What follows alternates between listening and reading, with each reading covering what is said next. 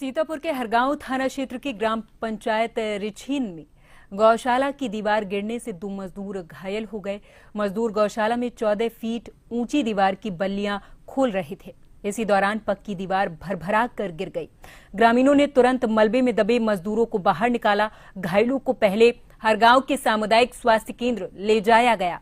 वहां से चिकित्सकों ने उन्हें लखीमपुर खीरी के ऑयल ट्रॉमा सेंटर रेफर कर दिया है। प्रत्यक्षदर्शियों के मुताबिक दीवार इतनी अचानक से गिरी कि मजदूरों को बचने का मौका ही नहीं मिला। दीवार गिरते ही आसपास अफरा तफरी मच गई थी। गांव वालों ने तुरंत राहत कार्य शुरू किया और पुलिस को सूचना दे दी थी।